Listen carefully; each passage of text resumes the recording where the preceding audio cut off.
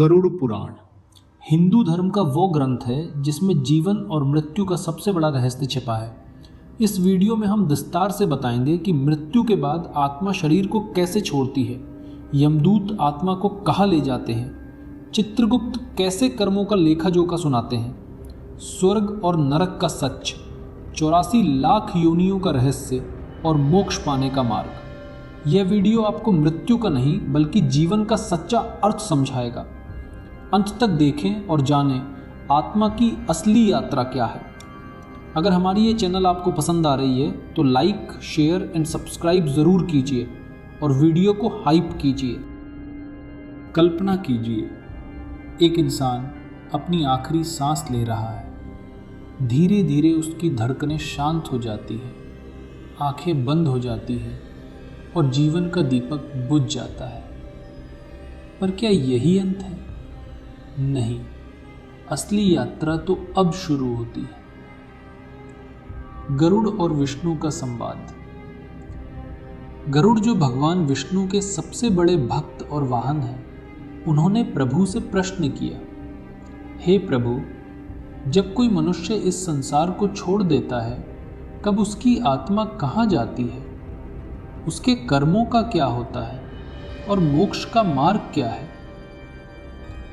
भगवान विष्णु बोले, गरुड़, ये रहस्य गूढ़ है, पर आज मैं तुम्हें जीवन और मृत्यु का सत्य बताता हूं। आत्मा का शरीर से निकलना। जब मृत्यु का समय आता है तो प्राण धीरे धीरे शरीर से अलग होने लगते हैं। आत्मा शरीर को उसी तरह छोड़ती है जैसे कोई पक्षी पिंजरे से बाहर निकलता है। उस समय मनुष्य के कर्म उसके साथ एक अदृश्य छाया की तरह चलते हैं।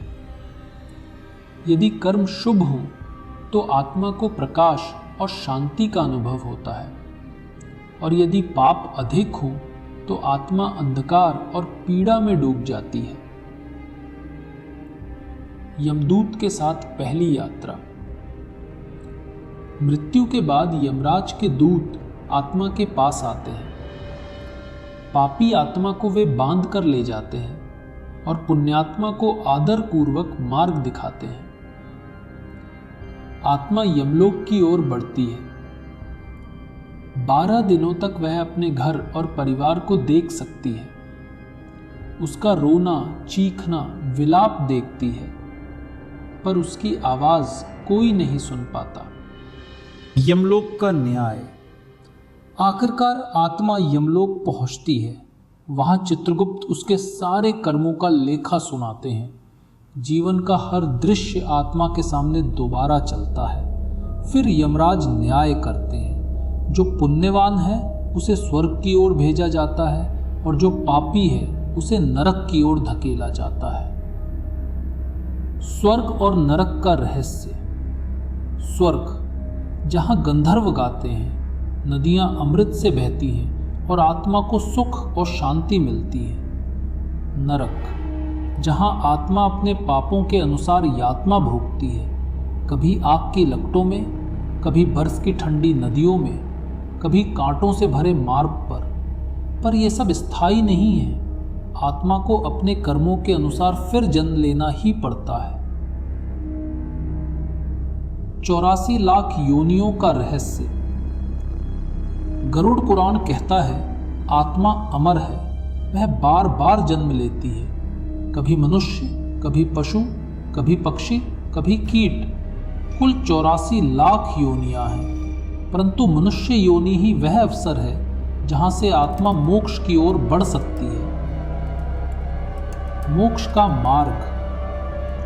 भगवान विष्णु कहते हैं, गरुड़, मृत्यु के बाद स्वर्ग या नरक जाना ही अंतिम लक्ष्य नहीं है।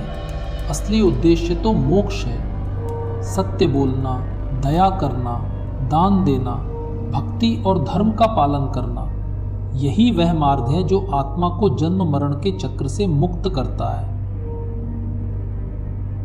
अंत्येष्टि और श्राद्ध। आत्मा की अंतिम सहायता। गरुड़ पुराण में कहा गया है कि मृत्यु के बाद किए गए कर्मकांड, श्राद्ध और तर्पण केवल एक रीति नहीं है, वे आत्मा के लिए ऊर्जा का सेतु हैं। जब आत्मा देह छोड़ती है तो वह भ्रम और असमंजस में होती है। उसे समझ नहीं आता कि वह कहाँ है, कौन है और अब आगे क्या होगा। ऐसे समय में परिवार द्वारा किए गए संस्कार उस आत्मा को दिशा देते हैं। हर मंत्र, हर आहुति, हर जल की बूंद उसके मार्ग को प्रकाशित करती है। श्रद्धा की शक्ति, श्राद्ध शब्द ही श्रद्धा से निकला है, यानी सच्चे मन से किया गया स्मरण। जब परिवार अपने पूर्वजों के लिए प्रेम से अन्न, जल और प्रार्थना अर्पित करता है तो वह ऊर्जा तरंगों के रूप में आत्मा तक पहुंचती है।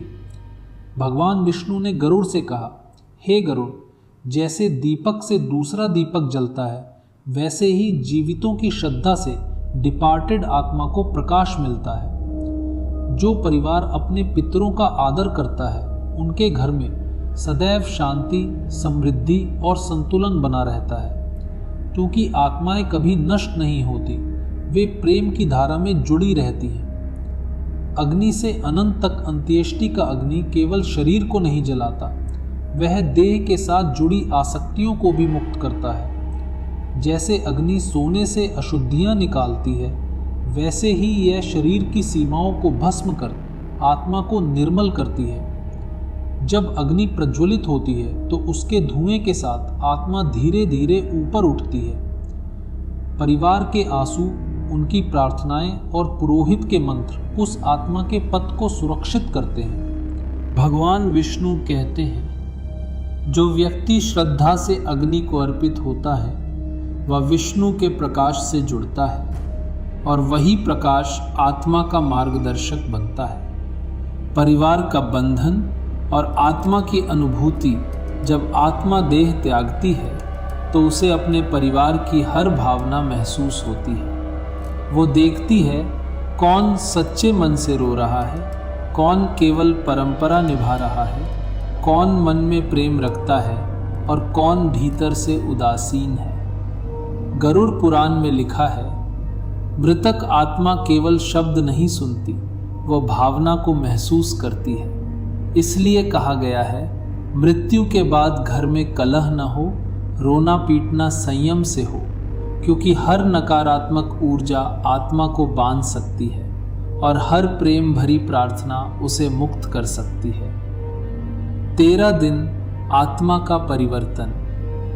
13 दिन का समय आत्मा के लिए सबसे महत्वपूर्ण होता है।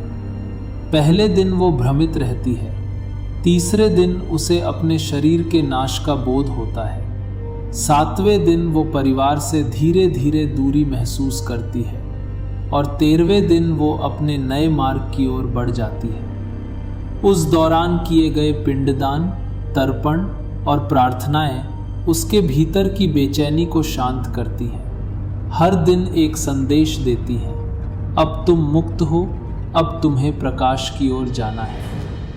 गरुड़ कहते हैं, हे प्रभु, क्या आत्मा को ये सब याद रहता है? भगवान विष्णु बोले, गरुड़, आत्मा सब याद रखती है, पर अगले जन्म में केवल संस्कार ही साथ जाते हैं। पुनर्जन्म, जीवन का दूसरा अध्याय। जब आत्मा अपने कर्मों का फल भोग लेती है तो उसे पुनः पृथ्वी पर भेजा जाता है। यह पुनर्जन्म किसी दंड का परिणाम नहीं, बल्कि एक अवसर है नए कर्म करने का, नई सीख पाने का। गरुड़ पुराण में कहा गया है, आत्मा उसी घन लौटती है जहां से उसे अधूरा कार्य पूरा करना होता है। कभी वह उसी परिवार में किसी रूप में जन्म लेती है, कभी किसी दूर देश में, पर संबंध का सूक्ष्म धागा बना रहता है। शायद इसीलिए कभी कभी हम किसी अनजान व्यक्ति से मिलते ही एक अजीब सी आत्मीयता महसूस करते हैं, क्योंकि आत्माएं पहचानती हैं, शरीर नहीं। मोक्ष की अंतिम डगर। मोक्ष का मार्ग केवल ज्ञान से नहीं, बल्कि अनुभव से बनता है। जब आत्मा प्रेम, करुणा और निस्वार्थता में डूब जाती है तो वह धीरे धीरे संसार के बंधनों से ऊपर उठती है। भगवान विष्णु कहते हैं, जो व्यक्ति अपने हर कर्म को ईश्वर को अर्पित करता है, जो दूसरों के सुख में आनंद और उनके दुख में करुणा महसूस करता है, उसकी आत्मा मृत्यु के बाद सीधे मेरे धाम में आती है। वह विष्णु लोक जहां न जन्म है न मृत्यु, सिर्फ प्रकाश, संगीत और शांति का अनंत सागर, वहां आत्मा परमात्मा से मिलकर एक हो जाती है, जैसे जल की बूंद सागर में मिलकर अपनी पहचान खो देती है। मृत्यु का रहस्य भय नहीं, बोध है। गरुड़ ने पूछा, प्रभु, मृत्यु से हर मनुष्य क्यों डरता है? विष्णु बोले, क्योंकि वह मृत्यु को अंत समझता है। पर मृत्यु तो एक द्वार है जो जीवन से सत्य की ओर ले जाता है। मृत्यु हमें याद दिलाती है कि समय सीमित है, हर सांस मूल्यवान है। यदि हम हर दिन को प्रेम, कृतज्ञता और भक्ति से भर दें तो मृत्यु का भय मिट जाता है। तब मृत्यु एक मित्र बन जाती है जो हमें इस शरीर से मुक्त कर परम सत्य की ओर ले जाती है। जीवन का सार। गरुड़ पुराण हमें यह सिखाता है, जीवन केवल भोग का नाम नहीं बल्कि योग का नाम है। हर दिन, हर कर्म, हर विचार हमारे अगले जीवन की नींव रखता है। जो मनुष्य सत्य बोलता है, दयालु है, विनम्र है, जो अपने कर्मों को धर्म के अनुरूप रखता है, वह मृत्यु से भी बड़े अमर हो जाता है। क्योंकि मृत्यु केवल शरीर की होती है, आत्मा की नहीं। पृथ्वी पर लौटता प्रकाश जब कोई आत्मा मोक्ष पाती है तो उसका प्रकाश इस पृथ्वी पर बना रहता है। वह अपने परिवार, अपने प्रियजनों को प्रेरणा देता है, कभी सपनों में, कभी सहज संकेतों में। इसलिए जब हमें किसी प्रियजन की याद आती है और मन में शांति का भाव उमड़ता है तो समझ लेना वह आत्मा तुम्हारे पास है। वह कहना चाहती है, मैं गई नहीं, बस रूप बदल लिया है। गरुड़ का प्रश्न। मानव का उत्तर।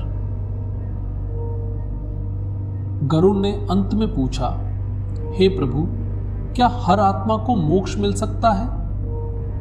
भगवान विष्णु मुस्कुराए, हाँ गरुड़, हर आत्मा को, पर जब तक वो मैं से तू में नहीं बदलती तब तक नहीं। जब तक मनुष्य अपने भीतर ईश्वर को नहीं पहचानता तब तक वह जन्म मरण के चक्र में घूमता रहता है। गरुड़ ने विनम्र होकर कहा, हे प्रभु, तब मनुष्य को क्या करना चाहिए?